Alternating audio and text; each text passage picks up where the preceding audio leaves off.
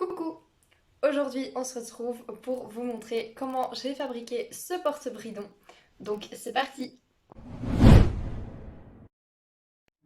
Je commence par couper une barre d'obstacle en petits morceaux et je prends une planche que je coupe également en deux de façon à faire une planche très large mais pas trop haute.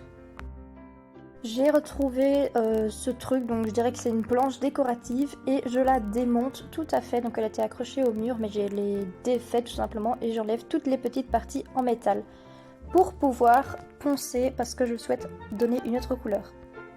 Évidemment, on n'oublie pas les protections des yeux parce que ça fait énormément de poussière. Et c'est pas bon pour les yeux, voilà. Et ça rentre dans mon nez aussi, j'aurais dû prendre un masque. J'arrête pas d'éternuer.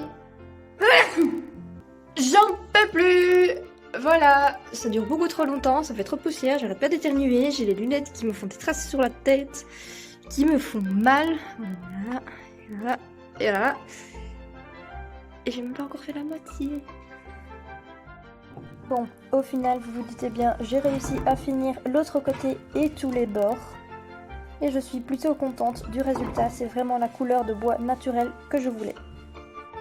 Puis je nettoie les petites parties en métal et j'ai été chercher des petits crochets, donc j'en ai trouvé 5. Donc comme on voit, ils sont un peu rouillés.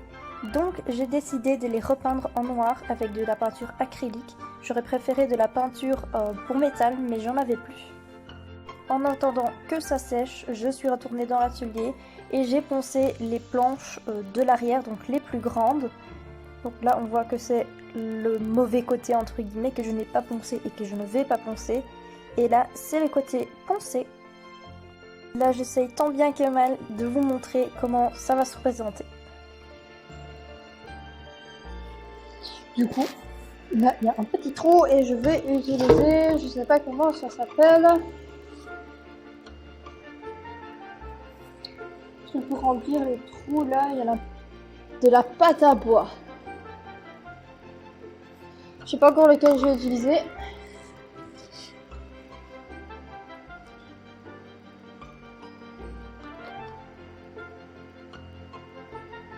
Je sais pas encore, on verra bien. Finalement, j'ai choisi celui-ci. J'ai bien rempli le trou en dépassant expressément de tous les côtés. Pendant que ça sèche, je me remunis de mes petits blocs et je vais dessiner ceci sur chacun des blocs. Ensuite, je prolonge ceci le long des petits blocs. Les images parlent d'elles-mêmes. Au final, le dessin ressemble à ça et c'est sur ces lignes-là que je vais venir scier. D'abord, j'essaye avec une scie, ça ne marche pas. J'essaye avec une autre, ça ne marche toujours pas. Donc je sors la scie sauteuse et là, ça va beaucoup mieux. Ouah, il n'y a strictement rien qui va. Là, il y a une double coupe. Là, il y a une triple coupe. Heureusement que les autres sont plus jolies. Hein. Hop. Hop. Celui-ci est un petit peu raté, mais de toute façon, avec un petit coup de ponçage, un petit coup de papier sable, un petit coup de râpe, ça ira mieux. Voilà. Tout beau. Aussi. Non, celui-là pas. Puis on passe un petit coup d'aspirateur. Puis je vais venir coincer mes petits blocs dans la grande pince là, je sais pas comment ça s'appelle. Et je danse un peu sur la musique. Et pour être sûr que mon petit bloc est bien droit, j'utilise un niveau d'eau. Puis avec la grosse ponceuse, j'aplatis bien tout ça et je danse un peu. Je réitère l'opération sur les petits côtés de tous les blocs. Quand c'est pas bon assez à mon goût, je n'hésite pas à utiliser ma râpe. Voilà, tout lisse, à peu près droit. Il y a juste un côté qui doit être bien perpendiculaire, pardon. C'est celui-là qu'on met contre pour que le porte-bridon soit bien droit. Mais ce côté-là, c'est pas dramatique si c'est pas entièrement droit parce que de toute façon, ça va pas déstabiliser le bloc, on va dire.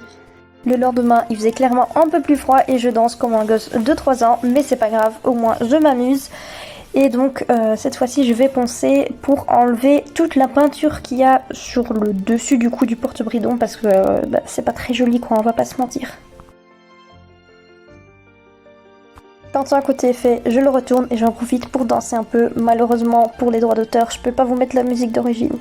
Quand j'ai fait la gauche et la droite de mon petit bloc, je vais le coincer dans une loque pour éviter d'abîmer ces côtés-là et les salir avec la pince qui est toujours dégueulasse. Et voilà ce que ça donne. Ensuite, je réitère la même chose avec tous les blocs. Et puis je m'ambiance encore un peu toute seule dans ma cave avec ma veste d'hiver, avec mes lunettes sur ma tête, rien ne va.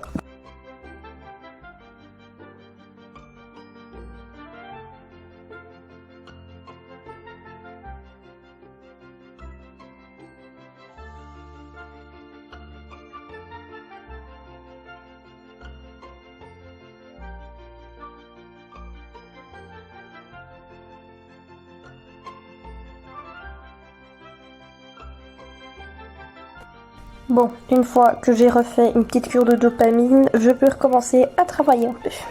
Bon, après une demi-heure de ponçage, je mérite quand même une autre petite pause.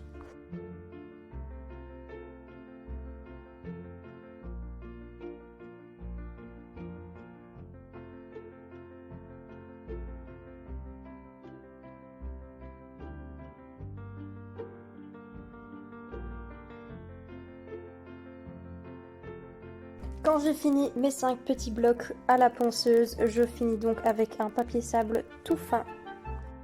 Ça, c'est moi qui réalise que j'ai mis ces lunettes pendant tout un temps, or que j'en avais pas besoin. Et du coup, après, il faut se remonter le moral en dansant, évidemment. Maintenant, c'est le moment de poncer la pâte à bois qui est sèche. Évidemment, on n'oublie pas les lunettes. En regardant ces images, je suis très contente que j'avais des lunettes.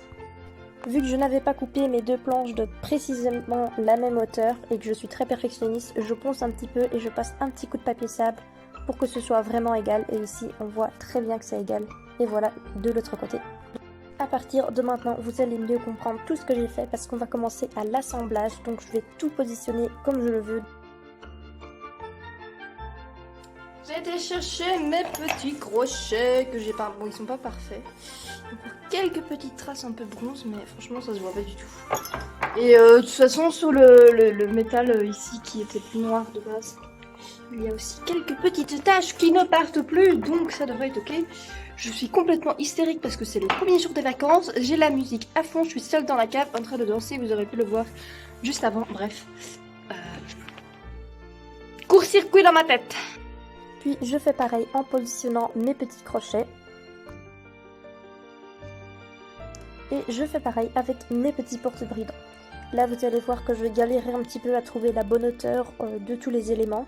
Mais une fois que j'ai trouvé, je vais tracer ça. Je mesure pour voir si tout est égal tout simplement. Les distances sont les mêmes entre les porte-bridons, etc. Et donc après je vais faire des traces avant de les fixer définitivement.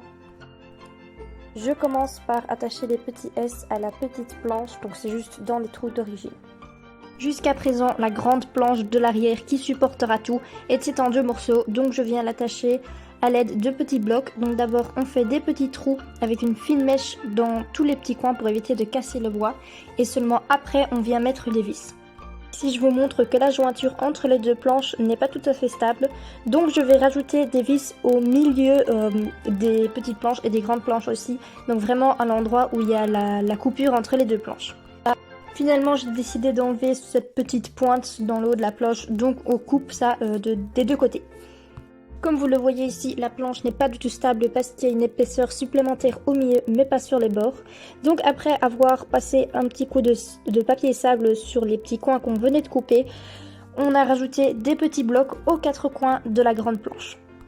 Je ne voulais pas tout filmer, mais chaque bloc a été attaché avec 4 vis. Puis je positionne ma planche avec les supports en métal sur ma grande planche et je viens mesurer au millimètre près avant de pouvoir les attacher définitivement avec des vis. Très bien. Il faut non plus attacher au mur. Bah non. Et ils sont les porte-bridons. Ah ouais. Ah oui, c'est mieux hein, quand c'est entier quand même. Voilà ce que ça donne maintenant. Pour mon copain, c'est fini, mais on va quand même continuer. On commence par positionner très précisément les petits blocs à leur place et à retracer leur emplacement à l'arrière de la grande planche.